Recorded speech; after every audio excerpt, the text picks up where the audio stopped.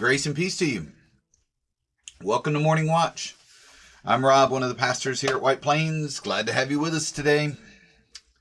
This is where we gather for a song and a thought for the day. So glad you're here with us whenever you're watching.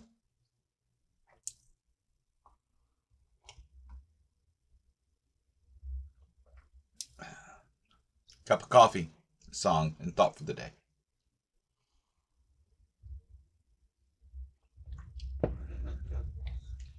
Let's begin our time together by going to God in prayer.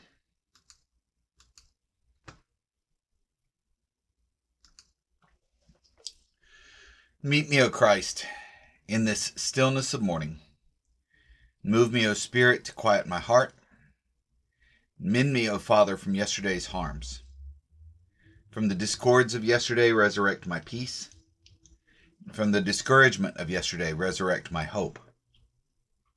From the weariness of yesterday, resurrect my strength. And from the doubts of yesterday, resurrect my faith. From the wounds of yesterday, resurrect my love. And let me enter this new day, aware of my need and awake to your grace, O Lord. Amen and amen. So, today, our reading is going to be from G.K. Chesterton. And it has a strong, I'll just go ahead and let you know, it's got a strong twist of irony to it.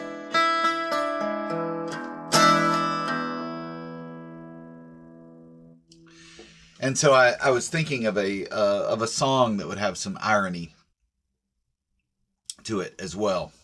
And I kind of came up with this song. One of the best ironic songwriters out there, of course, is Paul Simon. And has a real way with words, as does Chesterton. And so this is I Am a Rock by Simon and Garfunkel.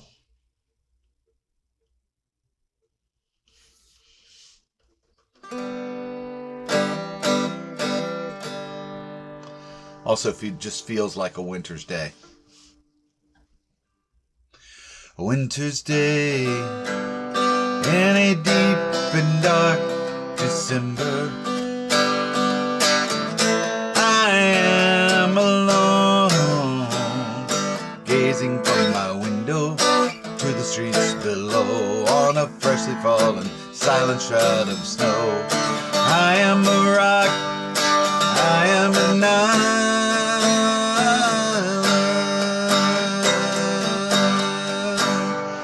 I built walls, a fortress deep and mighty, that none may penetrate. I have no need of friendship, friendship causes pain. Its laughter and its loving I disdain. I am a rock, I am an island.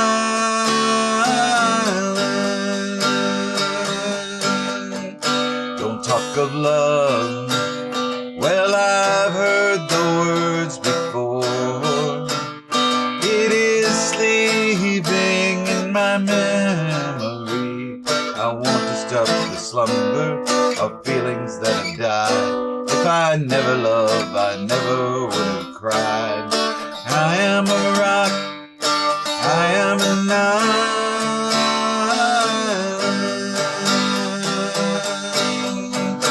I have my books and my poetry to protect me. I am shielded in my armor, hiding in my room, safe within my womb. I touch no one and no one touches me. I am a rock, I am an island.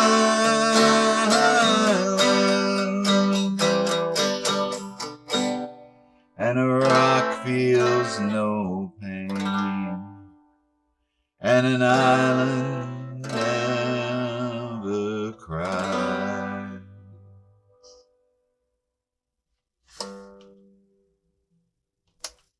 There you go.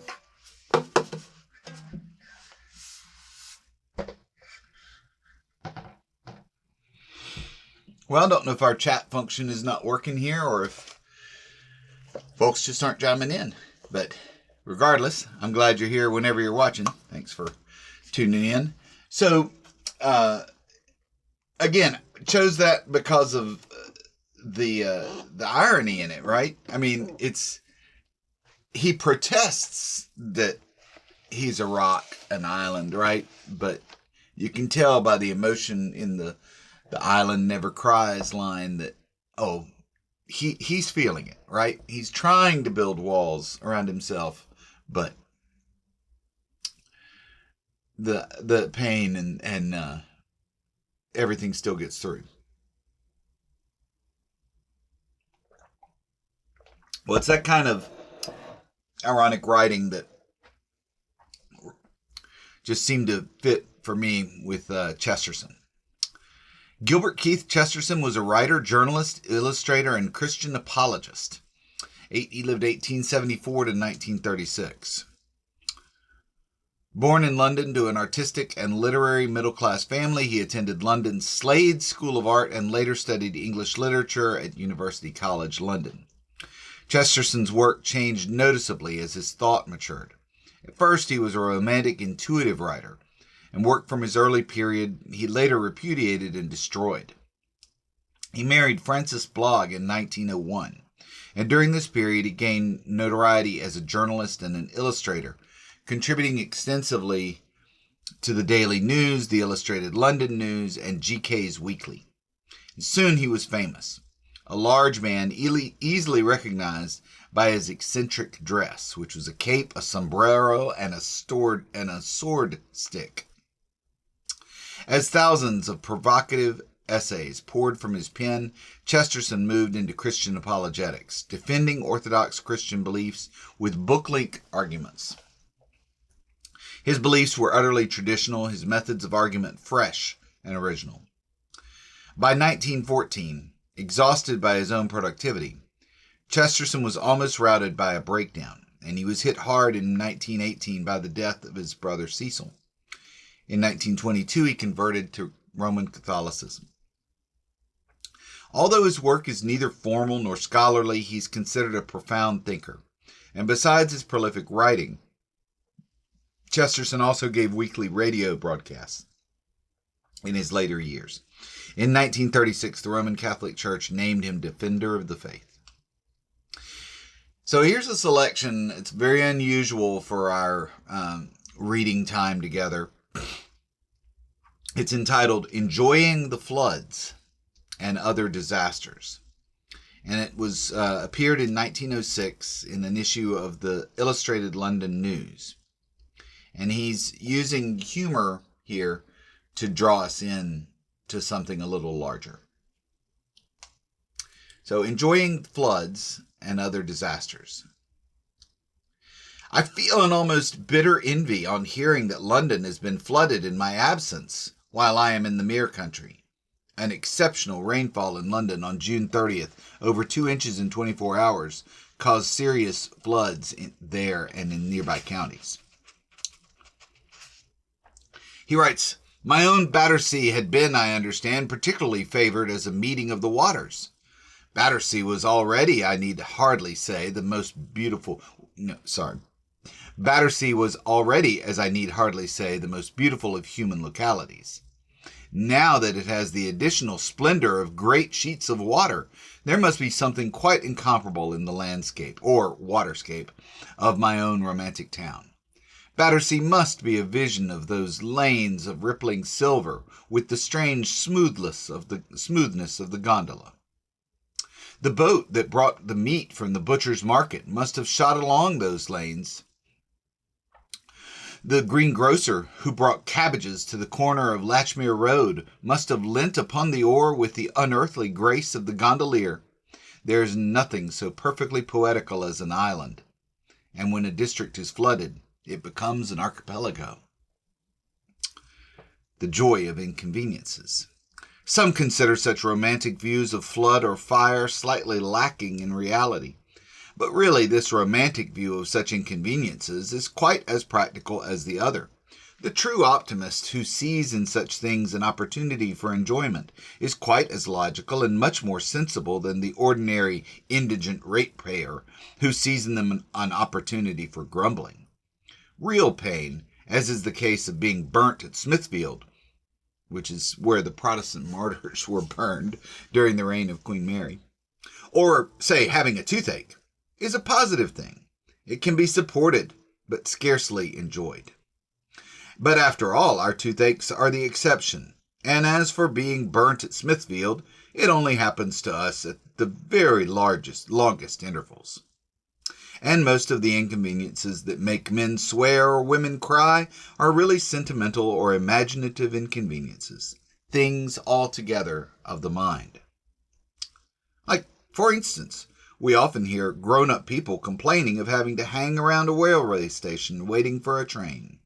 Did you ever hear a small boy complain of having to hang around a railway station and wait for a train? No, for to him to be inside a railway station is to be inside a cavern of wonder and a palace of poetical pleasures. Because to him the red light and the green light on the signal are like a new sun and a new moon. Because to him when the wooden arm of the signal falls down suddenly, it is as if a great king had thrown down his staff as a signal and started a shrieking tournament of trains. I myself am of little boys' habit in this matter. They also serve who only stand and wait for the 2:15. Their meditations may be full of rich and fruitful things, and many of the most purple hours of my life have been passed at Clapham Junction, which is now, I suppose, under water. I have been there in many moods, so fixed and mystical that the water might have well come up to my waist before I noticed it particularly. But in the case of such annoyances, as I have said, everything depends upon the emotional point of view. You can safely apply the test to almost every one of the things that are currently talked about as the typical nuisance of everyday life. We are comic creatures. There is a current impression that it is unpleasant to have to run after one's hat. Why should it be unpleasant to the well-ordered and pious mind? Not merely because it is running, and running exhausts one. The same people run much faster in games and sports. The same people run much more eagerly after an uninteresting little leather ball than they will after a nice silk hat.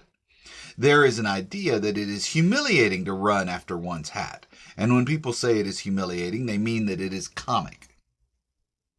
It certainly is comic. But man is a very comic creature, and most of the things that he does are comic. Eating, for instance, and the most comic things of all are exactly the things that are most worth doing, such as making love. A man running after a hat is not half as ridiculous as a man running after a wife. Hat hunting on a windy day. Now a man could, if he felt rightly in the matter, run after his hat with the manliness of ardor and the most sacred joy. He might regard himself as a jolly huntsman, pursuing a wild animal, for certainly no animal could be wilder.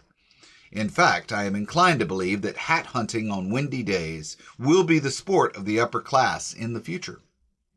There will be a meet of ladies and gentlemen on some high ground on a gusty morning, and who will be told that the professional attendants have started a hat in such and such a thicket, or whatever the technical term. And notice that this employment will, in the fullest degree, combine sport with humanitarianism. It will soothe the consciousness of many who find themselves conscientiously unable to join in what they considered more cruel sports. The runaway hat has all the tantalizing and even demoniac qualities of a living enemy. The hat can double like the hare. The hat can leap like a stag. The hat can turn to bay like a lion.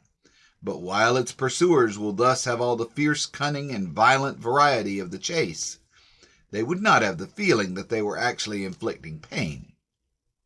For modern philosophers have all agreed that hats have no feelings. Though modern philosophers know nothing whatever about the matter, any more than about most others. Still, the hunters would feel that they were not inflicting pain. Nay, they would feel that they were inflicting pleasure, rich and almost riotous pleasure, upon the people who were looking on. When I last saw an old gentleman running after his hat in Hyde Park, I told him that a heart so benevolent as his ought to be filled with peace and thanks at the thought of how much unaffected pleasure his every gesture and bodily attitude were at that moment giving to the crowd. The same principle can be applied to every other typical domestic worry. A gentleman trying to get a fly out of the milk or a piece of cork out of his glass of wine often imagines himself to be irritated. But let him think for a moment of the patience of anglers sitting by dark pools, and let his soul be immediately irradiated with gratification and repose. Again, I have known some people of very modern views, driven by their distress to the use of theological terms, to which they attached no doctrinal significance, merely because a drawer was jammed tight and they could not pull it out. A friend of mine was particularly afflicted in this way. Every day his drawer was jammed, and every day, in consequence, it was something else that rhymes to it. But I pointed out to him that this sense of wrong was really subjective and relative. It rested entirely upon the assumption that the drawer would, should, and would eventually come out easily. But if, I said, you picture to yourself that you are pulling against some powerful and oppressive enemy, the struggle will become merely exciting and not exasperating. Imagine that you are tugging up a lifeboat out of the sea. Imagine you are roping up a fellow creature out of an alpine crevasse. Imagine that you are a boy again, engaged in a tug-of-war between the French and the English.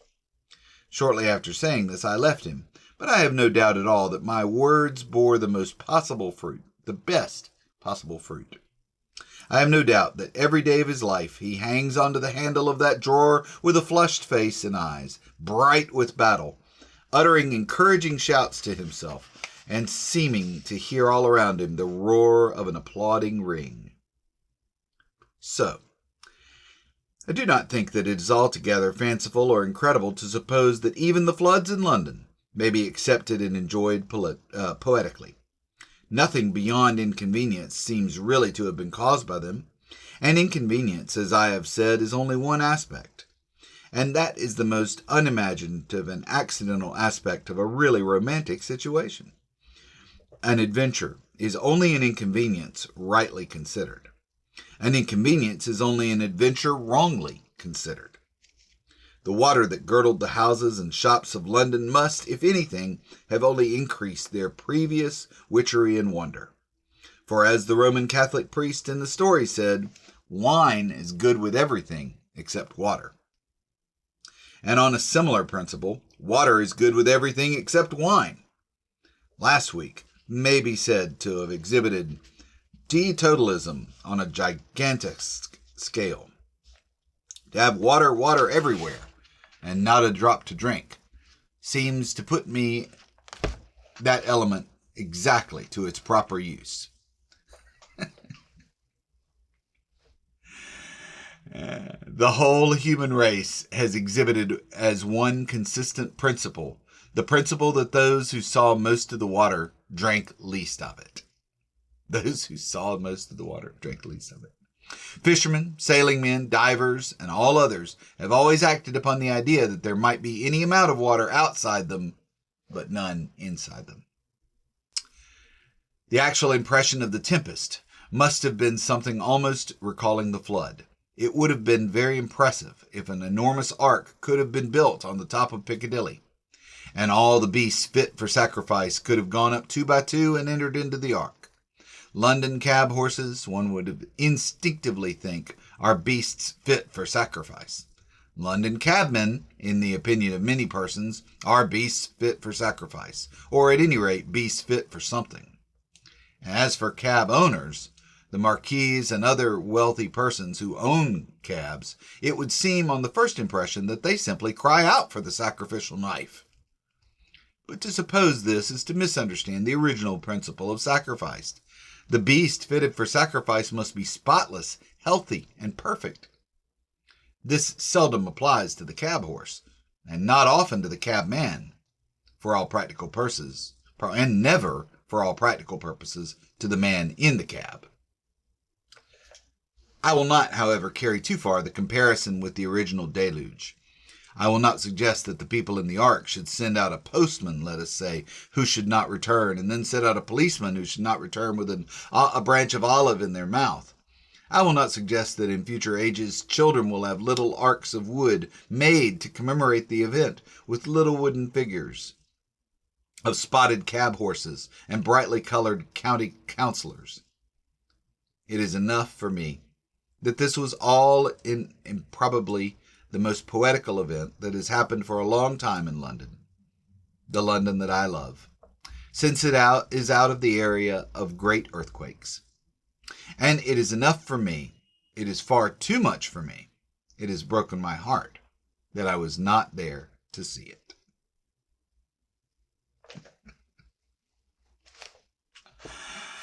Alrighty.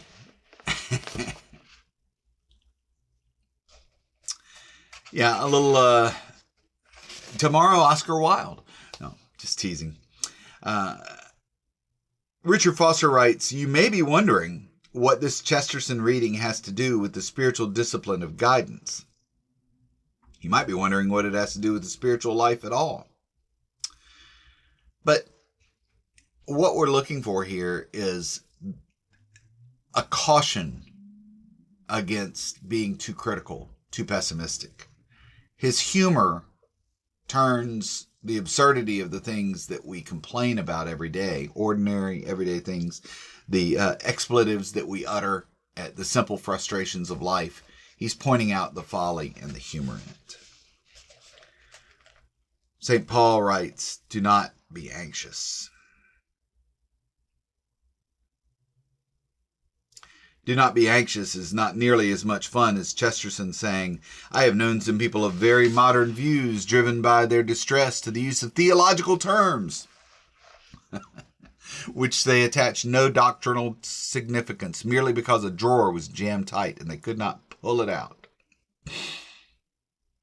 Part of the delight in the selection is the journey Chesterton takes us on in arriving at the point. It's a journey that pokes fun at our foibles, that laughs in the face of our grim earnestness, and that teases us out of our seriousness. It's an occupational hazard of religious people to take life and themselves far too seriously. This is because life is serious business, and heaven and hell are serious matters. Sin and repentance and obedience are serious concerns. But be not anxious is the way we are to deal with all of life's seriousness. Most of the momentous issues we face in our daily living are not in the least momentous. Most of the time, whether a decision goes this way or that, it makes little difference. Our lives go on. To be sure, there are decisive moments, truly tragic events, but they are fewer than we imagine. So Chesterton, in his inimitable way, is inviting us to relax, enjoy the little inconveniences of our days, and rest easy in the God who has the whole world in his hands. Good stuff. Alrighty. Well, I don't know if our chat function is not working for me today, or if you guys are out there chatting it up, and I just can't see it. So, but thanks for being here. Thanks always whenever you're watching, and may you find peace and purpose in this day, and I'll look forward to seeing you again tomorrow for another Morning Watch.